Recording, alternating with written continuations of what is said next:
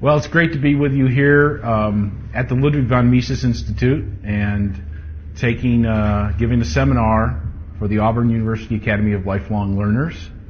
The title of this seminar is the same title as the book, Tariffs, Blockades, and Inflation, the Economics of the Civil War. And I want to begin today by talking about some of the preliminaries, some of the general issues about the book, and maybe get into part of the first chapter, core chapters of the book as well.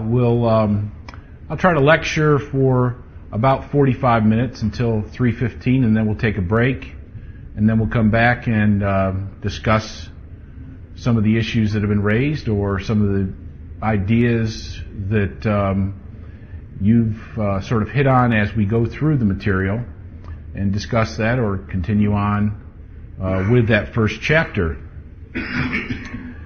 In this class, there's a lot of things that I'd like to cover and like to accomplish. The Civil War, America's Civil War, and of course it goes by many different titles, especially around Auburn. But it really is a very important issue for Americans. And I think a lot of people around the world are interested in this particular historical episode that is so important to Americans. And of course, if you look out there in the world, what you'll find is that shows about the Civil War, factual and fictional, are on the television all the time. There's movies being made about the Civil War and various battles. Books continue to pour out about this subject, both of an academic nature, fictional, even science fiction books about the Civil War. So it's a tremendous interest to Americans, and it has a tremendous entertainment value for us, and that interest only seems to be growing over time.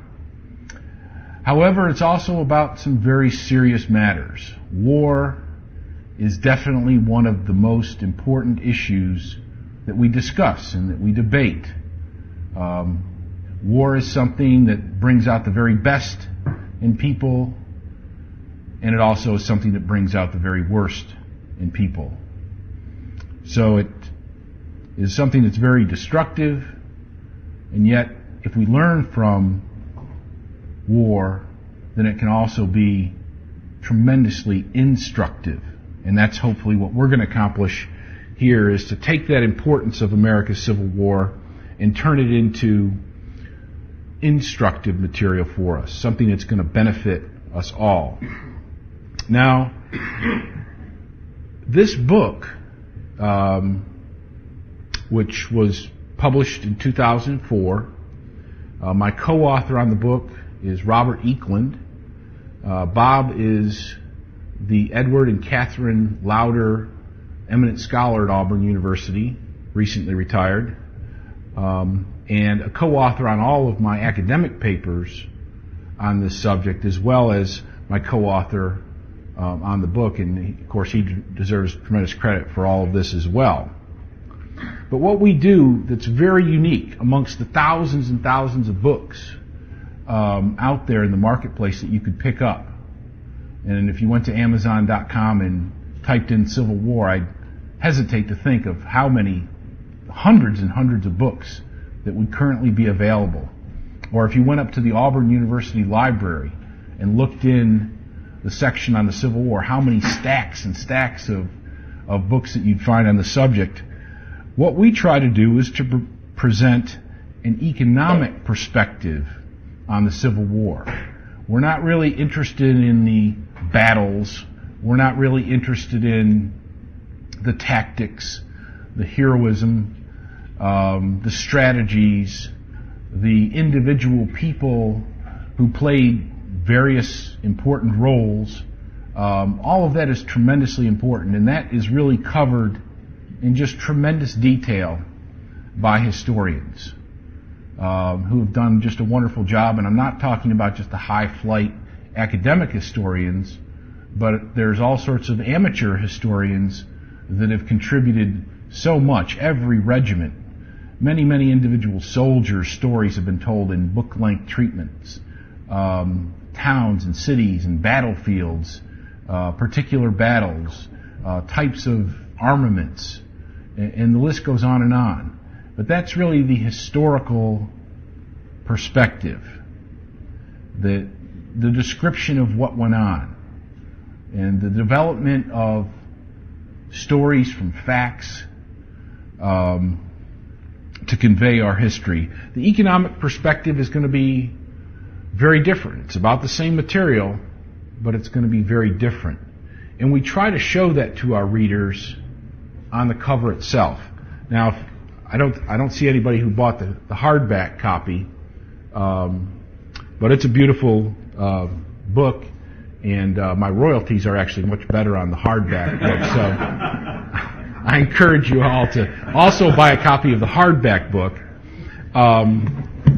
But the paperback copy, I think, is actually much better looking and a much nicer treatment and more informative. And I've got a little poster of our book up here. On the cover is a painting by Edward Degas, the famous French painter. And this was done right after the war. And it's a picture, it's called The Cotton Exchange. And Degas visited the United States. He had relatives in New Orleans who were cotton brokers, who basically bought and sold cotton for shipment to Europe. And of course, most of the cotton that was produced in the South, a lot of that was shipped through New Orleans. And this is a picture that painting that he did while here in the United States. And this is the office of the Cotton Exchange, where his uncles and family members worked. And it's one of his more famous paintings. And what does it tell us? Well, first of all, if you look at other books about the Civil War, what you'll find is what? Well, you'll find pictures of soldiers with their uniforms on, or you'll see pictures of ironclad ships, or cannons being fired, or horses charging into battle, or battle scenes, or soldiers marching into battle. It's all about the battlefield. It's all about the war more directly itself. What we're trying to convey here is ultimately what is going behind the lines of engagement. What's going on away from the battlefield, on the home front, and also what was really the important issue with respect to the war. With the economic issue, as we're going to find, has a whole lot to do with cotton. And so that's one of the reasons, in the very beginning of the book, there's actually a map, mostly of the southern United States, and what we have highlighted on the map is the areas in which cotton was grown, and also there's a layover of the railroads that were in existence in the southern economy. So the whole cover really is designed to redirect our attention away from the battlefield and back to the economy as a very important issue. Now, one of the things that we're going to cover is what was the cause of the war. And what we argue in the book, and of course we'll go into this in a great deal of detail, is that the role of slavery versus the role of cotton. So we're going to look at that issue in great detail, and I'm going to explain our perspective here today before we get to the actual issue, because over time, slavery has become the cause of the Civil War. In fact, it's really become the only cause of the Civil War. But that is a very modern development. Even when I was a college student, the cause of the war was described as being multiple causes. That there were multiple causes that coalesced into the Civil War.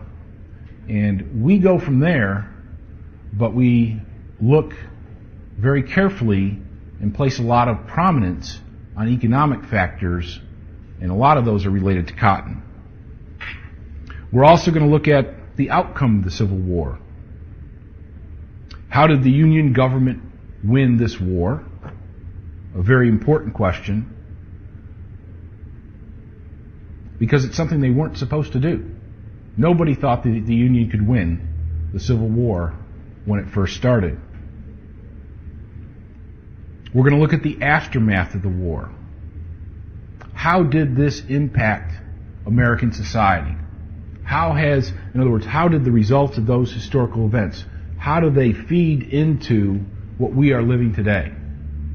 So we're going to look at the direct aftermath of the war, but we're also going to look at the fallout of the Civil War as it comes into our own daily lives. The economic impacts, the impact on our economic institutions, our government, how did it change our form of government? In particular, we'll take a look at how did it affect the former slave population. And then, of course, we'll want to look at, in retrospective, what are the lessons that we can learn about the Civil War that would benefit us today. So those are some of the things that we're going to cover and that we hope to accomplish. First, I'd like to talk a little bit about the background of this book. Where did it come from? Reading a book, this is something you wouldn't normally be exposed to, but if you're getting it directly from the horse's mouth, you might benefit from a little of the background from how this project came to be. It actually started when I was writing my dissertation in economics here at Auburn University. My dissertation was on the economics of prohibition, and I was explaining in the dissertation how illegal drugs become so potent and so dangerous. And I had a footnote in my dissertation about this subject, and it basically said, this phenomenon is very similar to what happened in the Confederacy during the Civil War. And of course, it had to do with goods coming into the country. In the case of drugs, it was illegal drugs being shipped from South America into the United States. In the case of the Civil War, it was goods being shipped in from Bermuda and the Bahamas into the United States. In the case of drugs, of course, they had to get through the Drug Enforcement Agency, the Coast Guard, and all of our other agencies that try to prohibit drugs from getting into the country. In the Civil War, the smugglers had to get through the Union blockade. So you had a similar situation, and you had a similar type of effect on the type of commodities that were coming across the border and into the ports. Well, my dissertation chairman at the time made note of that and said that, that I should write an article about that subject, extending it into the Civil War. And that actually was the first paper that we wrote on this subject, where we looked at why was it that blockade runners were bringing in party dresses and candy and all sorts of fancy things, and they weren't bringing in gunpowder and flour to make bread and things of that nature, and that was a very demoralizing effect on Southerners because they were going hungry. Clothing was very difficult to buy or to acquire, and yet, fancy luxury goods were coming into the country, and party dresses and parasols and jewelry even. And so that was very demoralizing. And in the paper we basically explain why smugglers or drug runners do what they do. And we called it the Rhett Butler effect, because Rhett Butler was one of those, of course fictional, but still a blockade runner who always had, fancy cognacs and party dresses to give away to his girlfriends and things of that nature. So that was the first article, and we, based on the success of that, we did another article which we called the Confederate Blockade of the South. And in that article, we described all of the policies that the Confederate government put into place that actually made it more difficult for the blockade runners to do their job. You know, so in effect, they were putting taxes on the blockade runners who were trying to bring them guns into the country, trying to bring products into the country. They were putting all sorts of restrictions and taxes on cotton, and so it made it more difficult for them to run goods in and to run cotton out. And that was, of course, the economic bloodline of the Southern economy. Now, that paper was probably more controversial, let's say, and we had a journal editor who had agreed to publish it, and then the journal editor got into trouble with his publisher and resigned, and our paper was let go, in effect. And discouraged at that point, we decided to drop the project until a number of years later, when that same journal editor became the Civil War history editor for a publisher called Scholarly Resources, who ultimately ended up publishing this book. And so he remembered our paper and the work that we had done on that subject, and he contacted us and said, "You guys really need to write a book on this subject." And so, encouraged with all that, we resurrected the paper that had been rejected, and we started in on the manuscript for this book. The paper, The Confederate Blockade of the South, was recently published in the Quarterly Journal of Austrian Economics. We had another paper that was published in the Eastern Economic Journal called The Unintended Consequences of Confederate Trade Policy.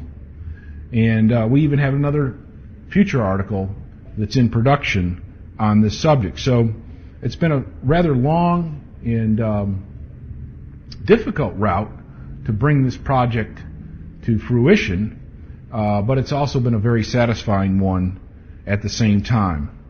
The book itself actually seems to have a secret mission that was unintended when I first started studying the Civil War, and actually when I was reading about the Civil War, it was something that I was doing just for pleasure. It wasn't really something that I started out as, studying this subject or whatever. And the book itself has kind of a secret mission, and that is to explain the outcome of the Civil War. That's not emphasized a lot in the book directly, but it is touched on throughout the book. Why did the Confederate government fail? Why did the Union government succeed when, by and large, the odds were not for that type of outcome? Okay, the North and the South were relatively equally matched until the Midwestern states joined with the Union. And the South was fighting a defensive battle.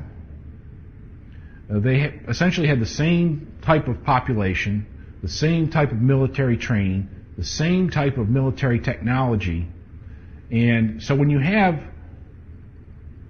two groups who are fighting one another that are essentially the same in terms of personnel, in terms of training, in terms of technology, the one that's on the defense almost always wins.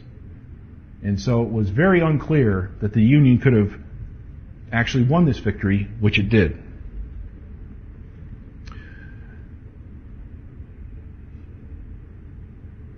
The modern explanation of the Union victory is simply that the Union was bigger, that it had more people, that it had a larger economy, that it had a larger capital stock than the South. So the bigger battalions theory of the Union victory, we see the source of Union victory not on the battlefield at all, as most historians would, but rather in the blockade. And most of our research is on the blockade. But we really do feel that that was the source of Union victory. And so there's a pretty good emphasis on that in the book itself.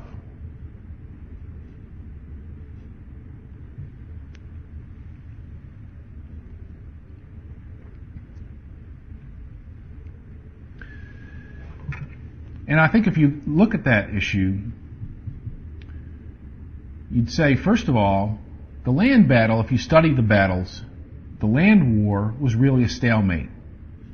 Most of the battles where large armies would come together, both sides would lose a large number of troops, but the lines of engagement wouldn't change that much. Okay, so that the North and the South were relatively evenly matched on the battlefield, a relatively even number of victories, and none of the victories were really very compelling until towards the end of the war. And as we get towards the end of the war, the blockade itself becomes stricter and stricter and stricter. The Union controls more and more southern ports. They have more and more blockade ships. And the Confederate policy becomes more and more difficult for blockaders to deal with. So as the blockade becomes more effective, Southern prospects in terms of the war diminish greatly. And then, of course, right after the blockade became completely effective, when Wilmington, North Carolina, fell as the last open port to blockaders, Lee's army dissolved shortly thereafter. So I think that we're going to make a good case that it was the war at sea, not the war on land, that really was the key aspect of the war. The first chapter of the book is mostly a step back to economics. So some of this I'm going to go through in a cursory fashion in terms of the technical economics and explain it in more detail as we get to the actual meat of the matter in the chapters that follow. And of course you're free to bring up some of that subject for questions or discussion. I'd be happy to provide more than enough detailed information about all that. So how does economics illuminate the Civil War?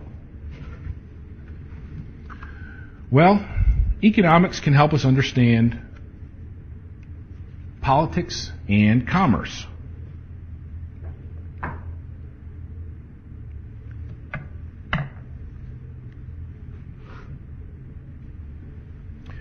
We open by looking at the whole issue of democracy and war. That's a pretty important issue. Today it is assumed that democracy is something that minimizes war. That if countries are only democratic, that we wouldn't have war and we wouldn't have all sorts of problems in economies. But the evidence to support that notion that we all like to uphold is less than satisfactory. Actually, if we take a serious look at war and democracy versus dictatorship or kings or monarchy or confederations or other forms of government, we find that wars actually are very much associated with democracies, and that democracies very often go to war, and that most of the major wars are between democracies.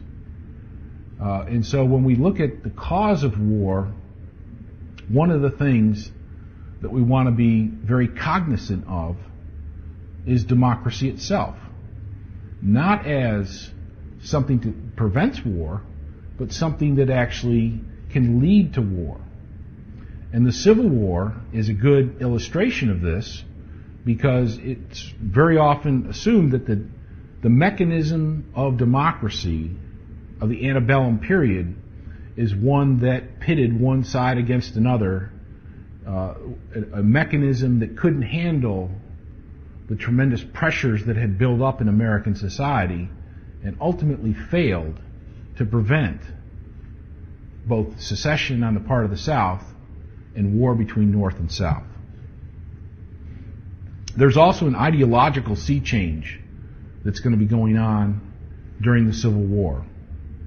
The sort of transference of ideology from one that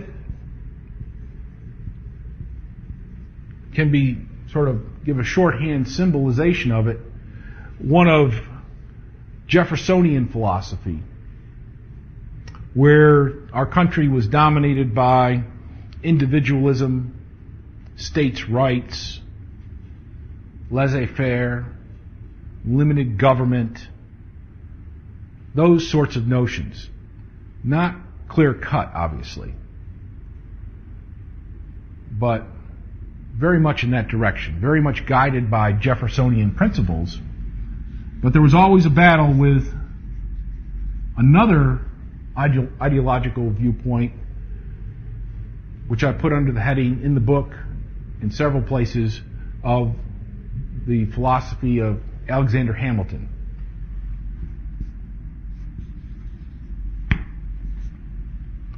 And these two philosophies were battling one another and continue to battle one another. But in the Civil War, basically what you see is a transference of dominance from Jeffersonian to Hamiltonian. And with the Hamiltonian point of view, you have much less emphasis on states' rights and more emphasis on the national state. You have much less emphasis on individualism and more emphasis on government regulation of the economy, where individuals do not regulate their behavior through markets, but the government plays an important role in controlling everything in terms of the economy. And with Hamilton, you have an activist economic policy, national currencies, national debt, central banks or a national bank, industrial policy. So it's a much more aggressive, more centralized philosophy of society. And the Civil War creates a sea change in the United States in which the Jeffersonian point of view is displaced as the majority view by the Hamiltonian philosophy. The monetary system changes dramatically at this point too. Before the Civil War, the American monetary system was basically gold and silver coins. Okay, people made exchanges either through barter or with gold and silver coins, and banks were unregulated by the federal government at all. And very few states placed much restrictions on banks. And there was a lot of distrust of banks, especially when they issued paper money. Jefferson, for example, said that we shouldn't trust the banks. You might use them, but you don't trust them. With Hamilton and the post-war monetary system, that changes dramatically. The National Banking Act was passed during the war in 1863, and we've had paper money, government-issued paper money, basically ever since. And we've had a government debt as a result of the Civil War, and of course that national debt has continued on through time, growing during wars, sometimes falling off after wars. And that government debt, of course, is an ongoing current concern of ours. And after the war, during the war and after the war, we've had federal regulation of banks. So again, there's been a sea change in our monetary system. In our monetary system, we don't really think about it very much, do we? We hear about what the Fed does every once in a while in the news, but we just use it. It's very effective.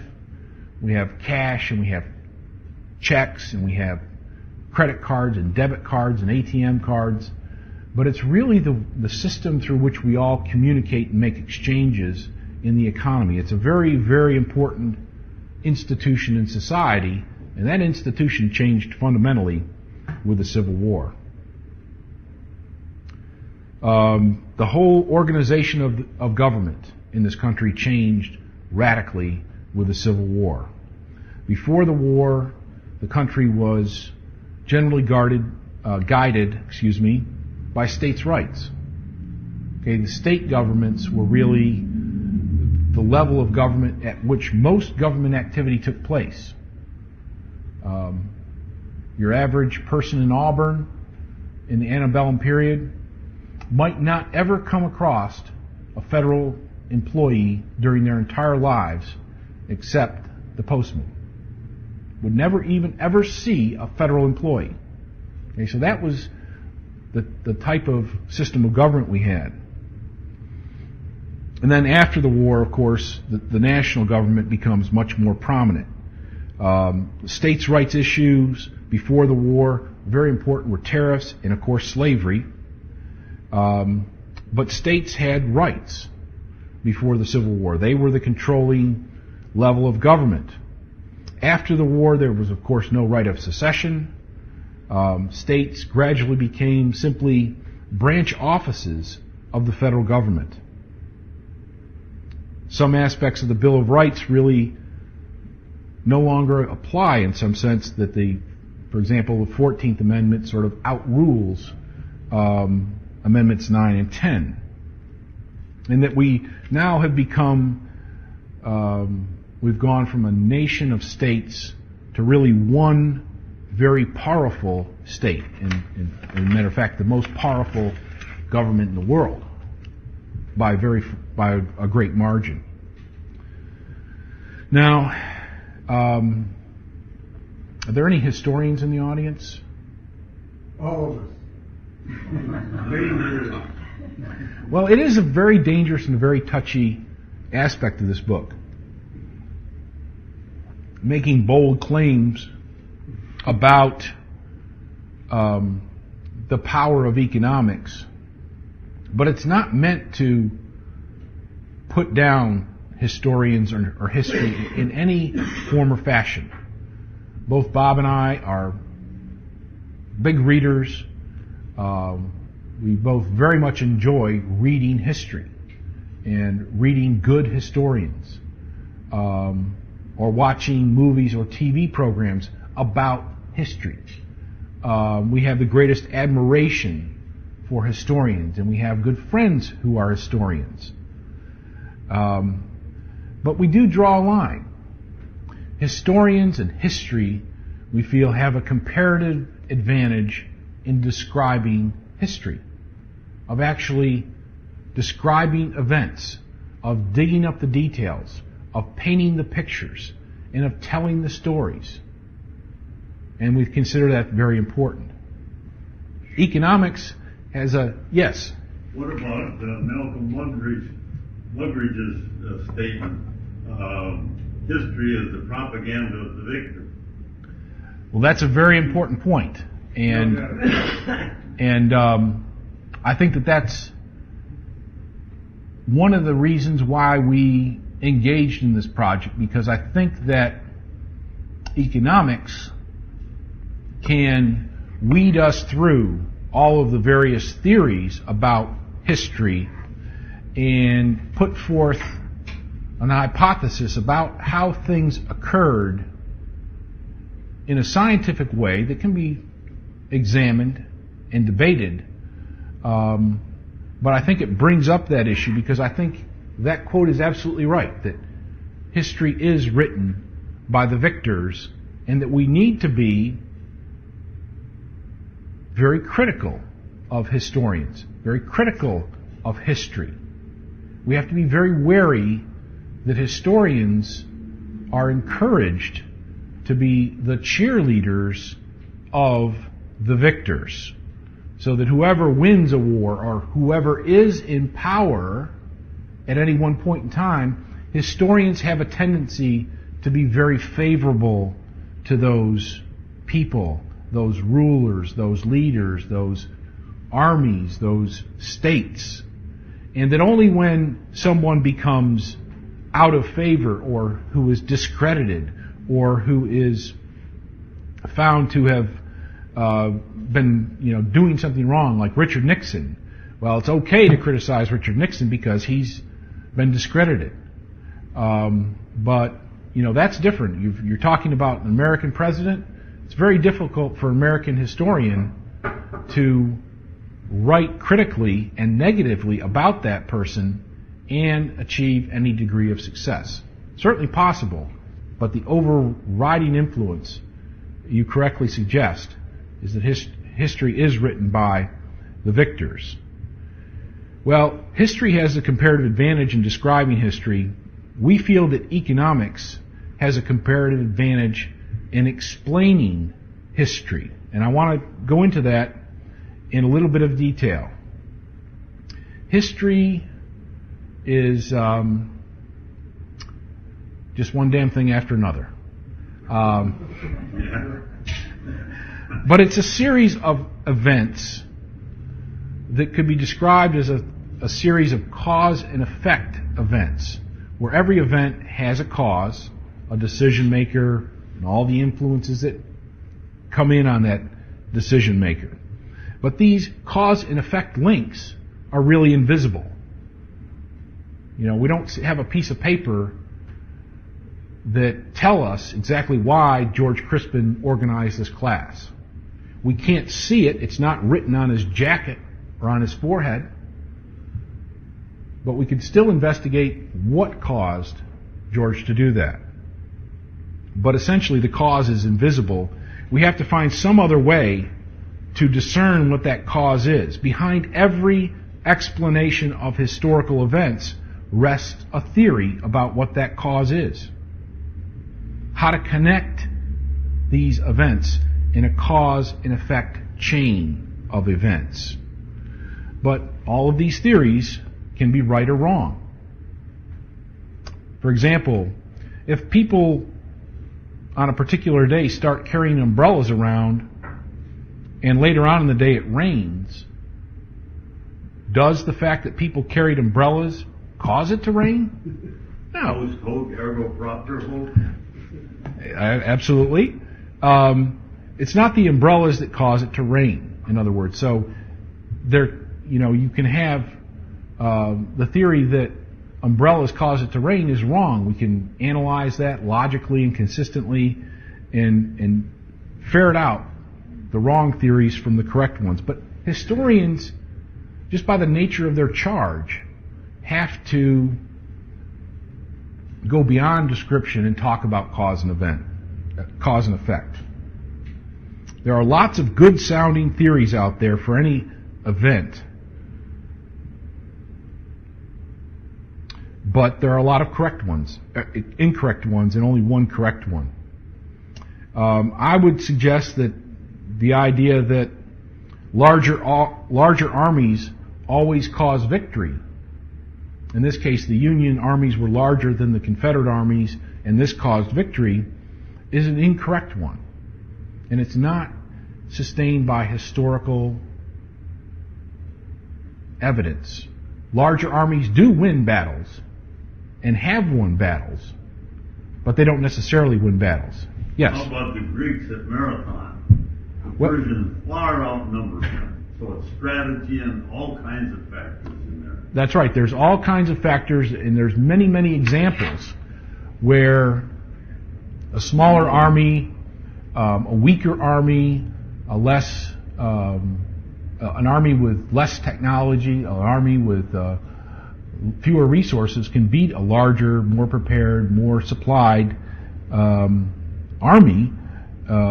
So that's not going to give us a theory that we can easily apply in all cases. And economics is going to focus in on rationality, money as well. But we will not ignore things like ideology, ideas, patriotism, etc. Another example about this cause and effect is, take for example the case of Ireland, a country that has gone from really the worst economy in Europe to be one of the best performing economies in Europe, one where the standard of living is now higher than in Great Britain, which didn't seem possible at all in the past. Is that the result of A, tax cuts, B, declining church attendance, or see increases in rugby teams. And I think if we look at the tax cut, the economic motive to explain why the economy grows, we find a very consistent theory of why Ireland has become so successful. So we are going to hit on the issue of slavery in this class, but what we're going to find ultimately that in contrast to the currently perceived view that slavery caused the war, that it was really the most important sole cause of the war, that really does not hold up too well to investigation. It did play a role. Slavery was obviously intermingled in economic issues. It was of primary importance to the southern economy, to the plantation economy, to the cotton economy, and there was no slavery in the northern states. So there's a definite dividing line there that slavery causes. But let's just take a couple of aspects of this problem. First of all, slavery was gotten rid of, or emancipations occurred throughout the Western Hemisphere. Dozens and dozens and dozens of countries got rid of slavery, both before and after the American Civil War, and in no other case did it really require the type of military option that was used in the United States. So if slavery was the cause of our Civil War, why didn't it cause all of these other countries to melt down into civil wars? So if we look backwards in time, we find that, emancipating slavery doesn't seem to match up too well with civil wars. And if we look at all the other civil wars that have occurred, we find a couple scholars, Paul Collier and Enki Hoffler, and this is reported on in the book. They looked at all of the other civil wars that have taken place in history, most of which had taken place after the American Civil War in the 20th century. And they looked at all of the economic statistics in those countries to try to find out what circumstances were likely to generate a civil war in a country.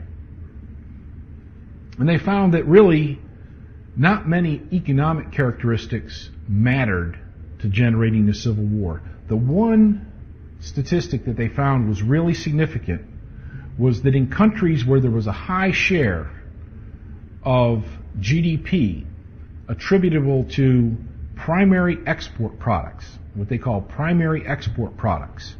So this is going to be a product where it's produced in the country but not consumed in the country, it's sent abroad. So things like oil, for example, or mineral resources, where the resources are fixed, they can't be moved around, but they produce products which are used for export in order to obtain money or imports. In countries where they had that situation, there was a higher probability of civil war, which basically they concluded was a fight for tradable resources. And a lot of these civil wars took place in Africa, the ones that they studied. And they found that countries with lots of mineral resources, lots of oil resources, and farmland that produced products for export markets were the ones that were most likely to find themselves in civil war. And we quote them in the introduction, quote, "We interpret this as being due to the taxable base of the economy constituting an attraction for rebels wishing to capture the state." And we find that basically their description is very similar to what existed in the United States. The big economic base of tradable, exportable products in the U.S. was in the South. The South produced cotton, tobacco for export in exchange for gold, which we used to pay for other foreign products. So it was a source of wealth. It wasn't something that you lived on the land and you produced for yourself. This was something you could produce and sell for something else. You could tax it in the process.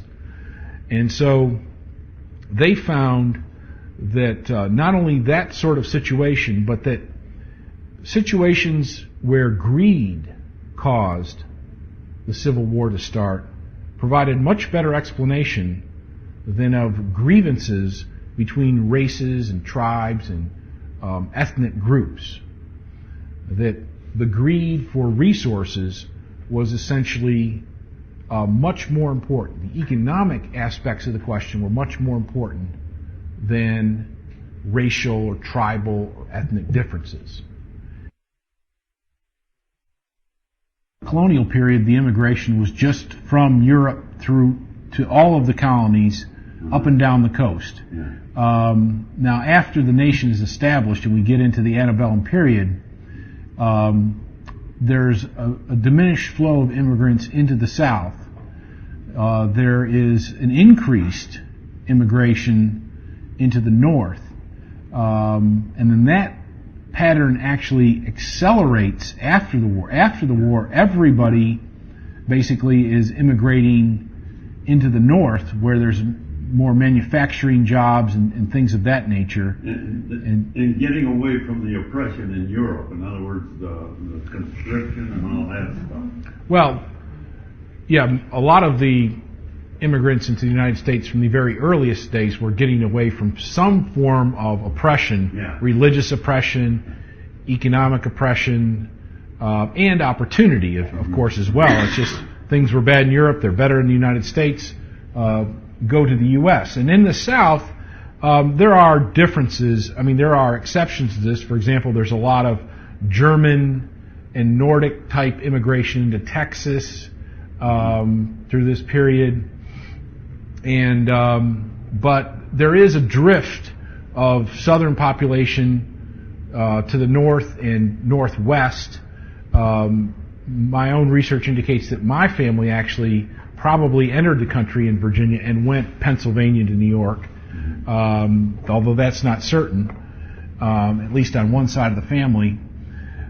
So as we get into the Antebellum period, the population of the North and Northwest is, if you combine those two regions, is going to be much larger than the South if you include both free and slave populations. And there's a lot of interesting aspects about the composition. The northern population was more diverse in the sense of coming from more areas of the European continent, where the South tended to be dominated by the British Islands, Ireland, Scotland, Britain, and of course the slave population from Africa. So it was a more homogeneous population, and the wages.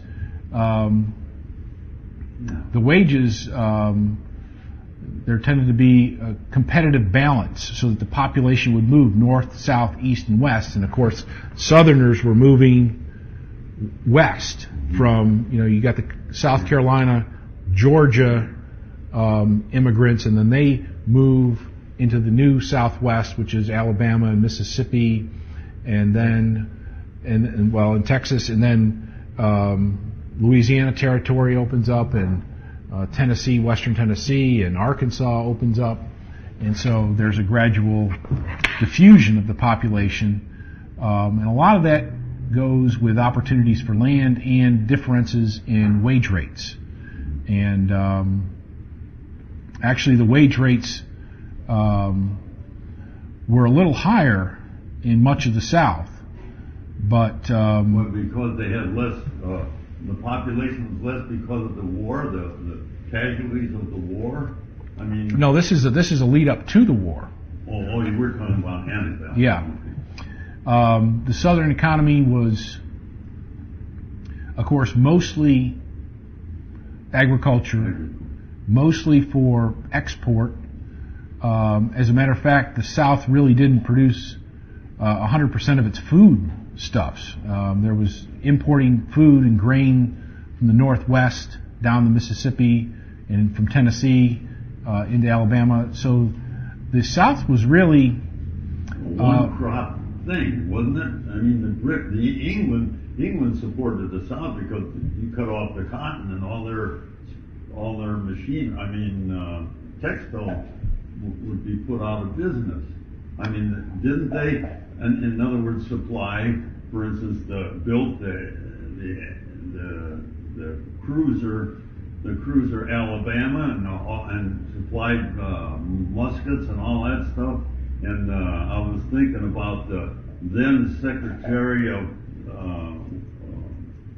the fellow that became the president of the Confederacy in the years before the war. He was Secretary of War, and he saw to it, looking forward to the war, he saw to it that he even imported camels and things for the Southwest deserts. And he also, I don't know if this is absolutely true, but I think that the history that I read is that he provided for these posts in the South, and the things that they purchased, even from the North, for their what they envisaged as the Southern Army was done by him. Yeah, you're speaking of Jefferson Davis. Jefferson Davis. And Davis was a graduate of West Point. Yeah. And a military man who was a senator from Mississippi, and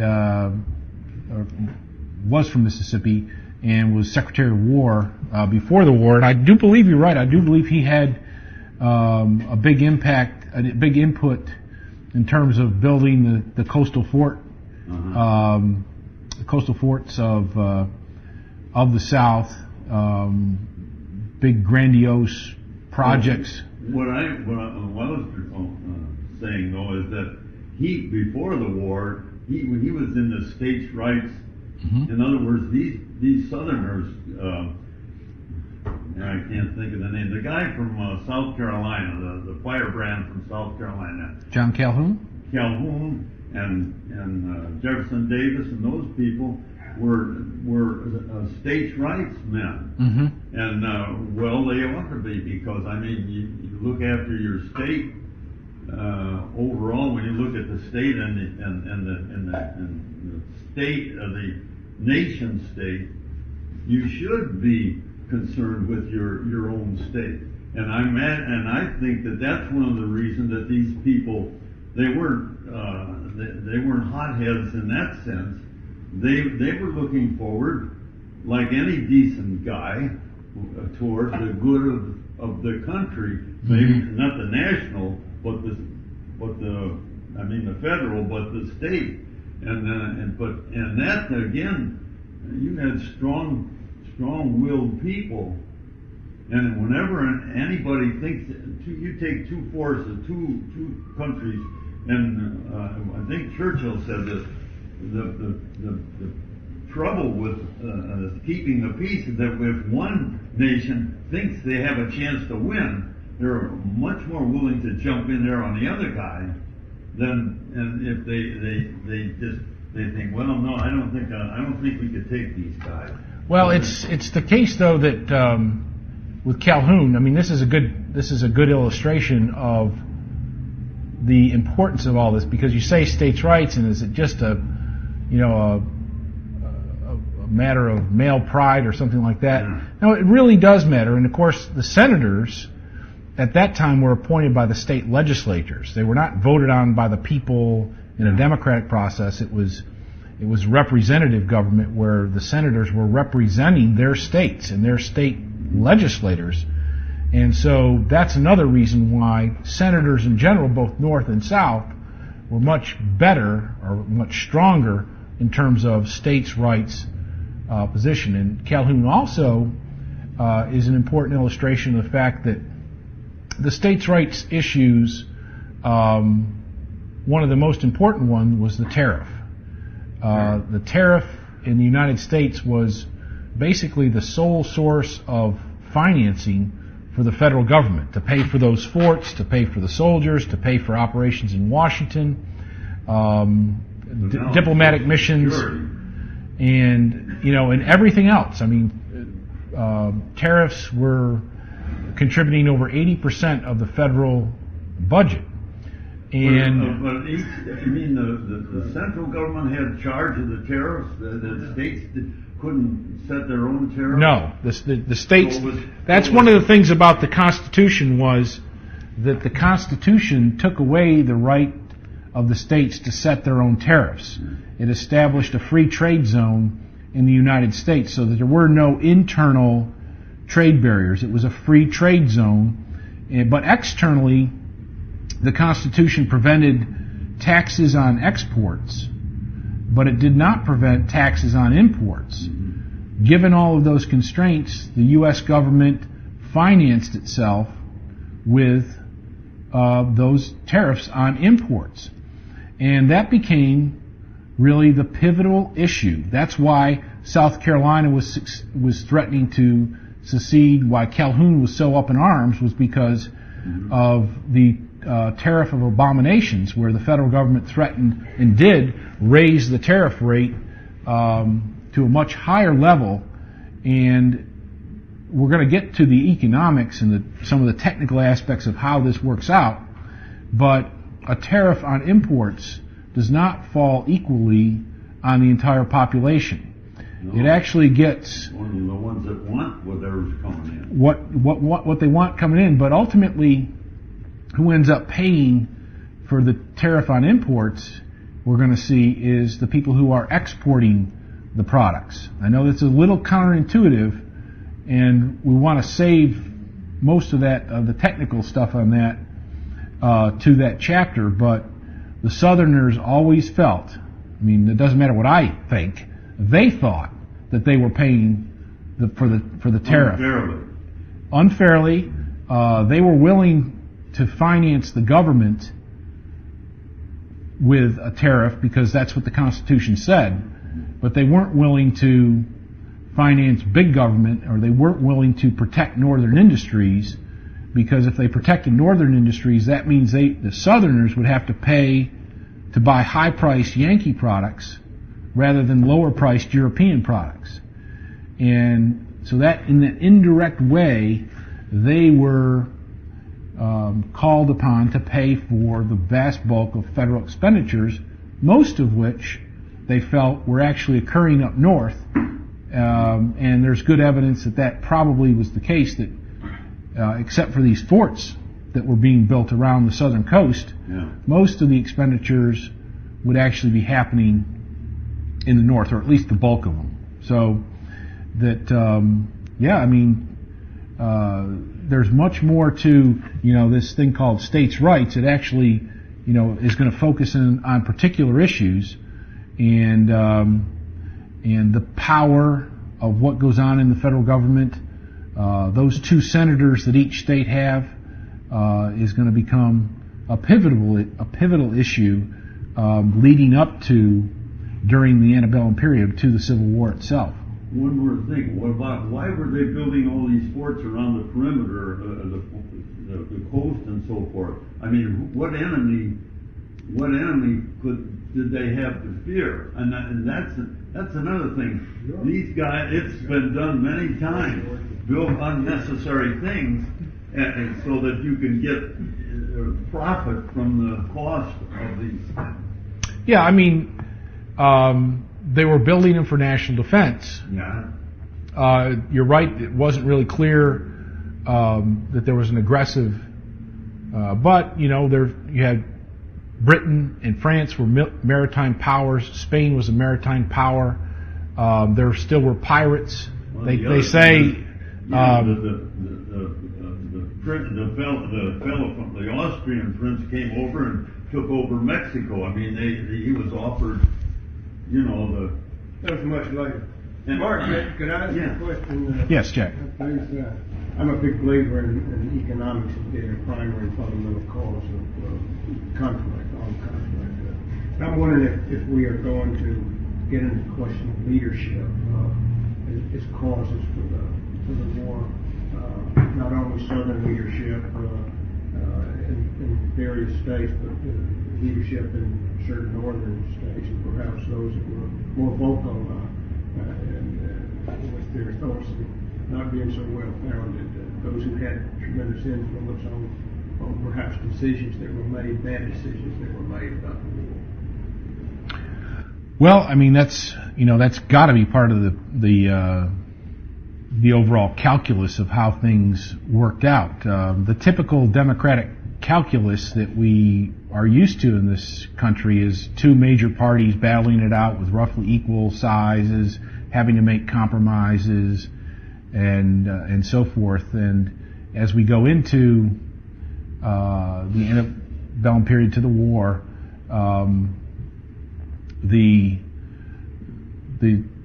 all those ties start to break down a little bit, and you have the emergence of the Republican Party, and the Southern Democratic leaders are often criticized for seceding from the United States. Of why did they secede when nothing had actually happened yet?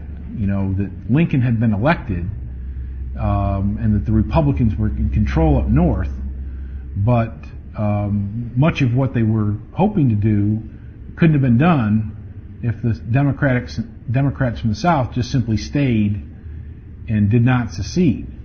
But on the other hand, you have, in the North, you have the Republicans, which would be considered radical Republicans,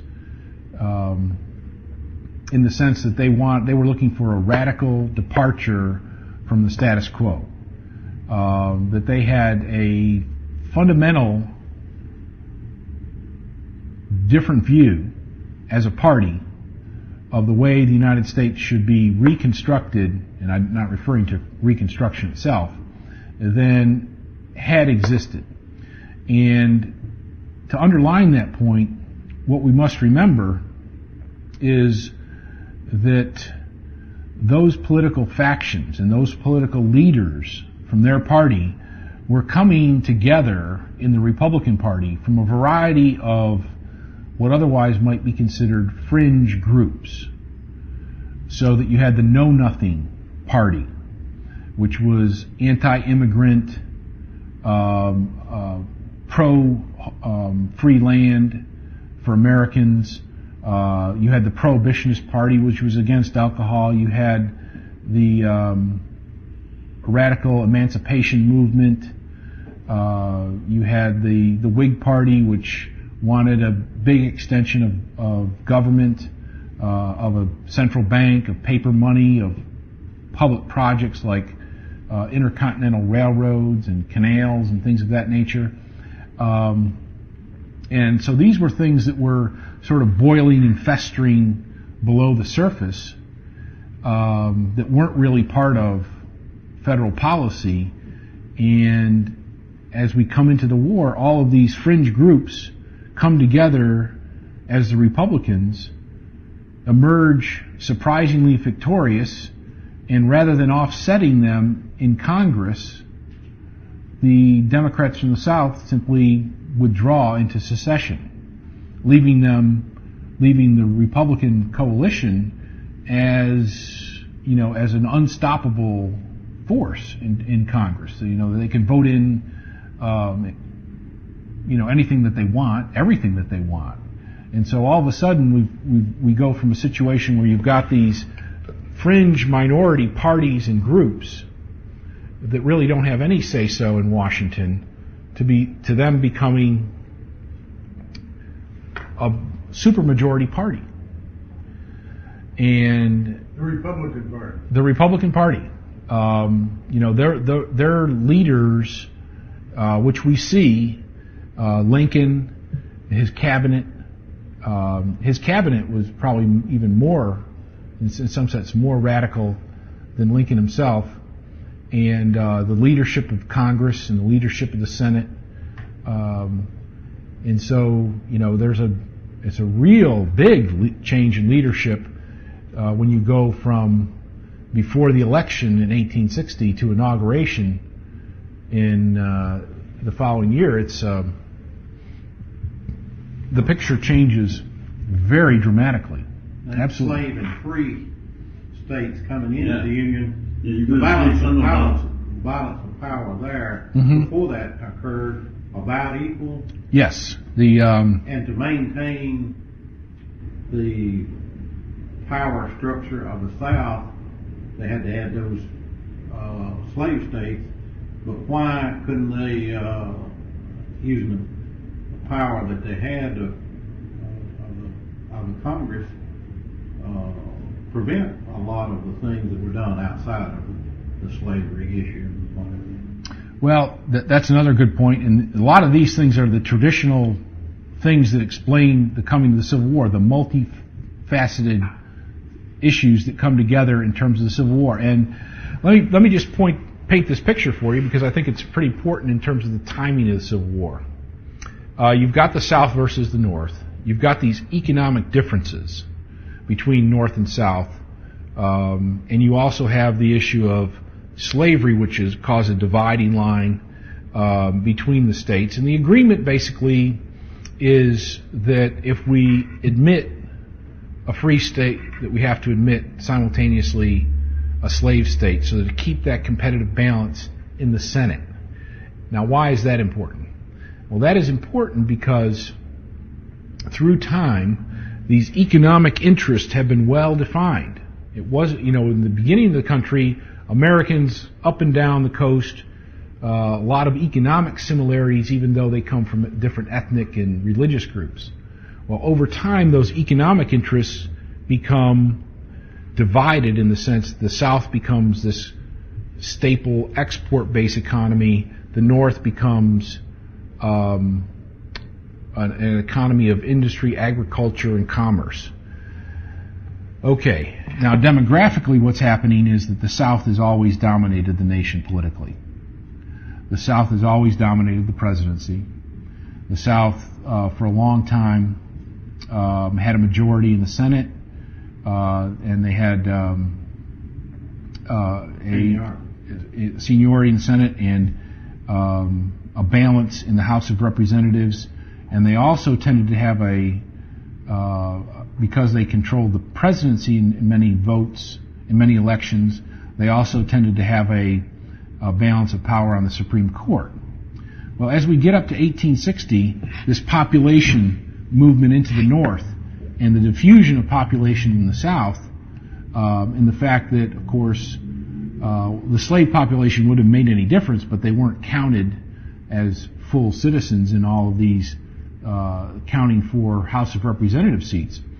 And so the South is getting to be a minority of the voting population, so its prospects for winning the presidency aren't that good. Its prospects in the House mean that there's more representatives in the North than there is in the South. And so the Senate, and of course, eventually, as there were more Yankee presidents, the Supreme Court would become dominated, as it did, by Northerners, so that the Senate was the last line of veto for federal policy. And if the North ever got an advantage in the Senate, then the South could be economic policy could be ramrodded through that would adversely affect the South. And so that's why you had to have this free and slave state agreement. And of course, I think a lot of the Southern leaders didn't feel that the Republican government, that the Republican Party was going to stick to that agreement, because as part of their coalition, they had important members of their coalition included the groups that wanted to emancipate the slaves, groups that wanted free land for free men, the Homestead Act type thing. And so they weren't really predisposed to maintaining this compact of matching free and slave states. And so a lot of people suggest that politically this was the tipping point, and that's why the Southerners seceded at that point, because they didn't feel that they could hold their veto power any longer. The free land thing itself was another negative for the Southern economy, with the competition, economic. That's right. The free land would be harmful for the southern plantation economy, and it's also harmful in the sense that, okay, the federal government claims all this land. All the land to the west, they just claim it. The Louisiana Purchase, it's theirs. And so, traditionally, they sold it. So, if you wanted to compete against southern farmers, you'd have to buy the land. Which generated income. Which generated income, right. And if it's generating income and then the Republicans come in and want to give it away, that hurts the land value for southerners as well as northerners. But it also means that there's less money going into federal coffers. Land sales was not a big factor in the overall federal budget, but it was probably the third largest source of federal revenue. The Southerners wanted a tariff on imports for revenues plus land sales to finance the federal government. The Republicans wanted no land sales and a very high tariff. And the Lincoln and the supporters of Henry Clay, for example, wanted not just the tariff to provide for all the federal revenue, they wanted it to be even more protective. So they wanted to raise the rate even higher than would be necessary to finance all federal expenditures. And what are they going to do with the extra money? Well, they don't really care about the extra money for the federal government. They'll always find a new fort to build, or they'll always find a new canal to construct, or a new building in Washington, D.C., or whatever it happens to be. They were big for public projects, so if there was extra money around, they could always spend it on something. Washington, D.C. hasn't changed that much. The more money, the merrier. And so, and plus, if you raise those tariffs higher, if you raise the tariff on steel higher than was necessary to finance government, well, that would mean that foreign steel would be more expensive, and therefore domestic steel could, if you were selling cast iron skillets, you could raise your price because the British had to raise their price. Or if you were selling axes, you could raise your price. And so the supporters of Henry Clay and what's called his American system, they wanted, government money, paper money, government debt. They wanted public roads, public works projects. They wanted government regulation of the economy, and they wanted protectionism for domestic industry, which they perceived as providing immediate, tangible results to those industries. And that was the American system, and so that was really the economic divide between North and South. And there weren't really very many Southern protectionists. There were free traders in the North, but there weren't a whole lot of protectionists in the South because there wasn't as much industry in the South. Now sugar was protected by tariffs. So Louisiana had some sugar protectionists. We've been protecting sugar from the very beginning. We've been paying through the nose, or rather through the mouth, for the entire history of this country. We've been paying, I think we now pay like 5 times the world price of sugar to sweeten our coffee. So there were some, these broad generalizations about Jeffersonian, Hamiltonian philosophy. America is way too diverse to say every Northerner was this and every Southerner was that. There's a great, vast diversity of opinion, but it's just when you're talking about a significant minority and a significant majority. We have having so much fun. We're way over time here. I am so sorry.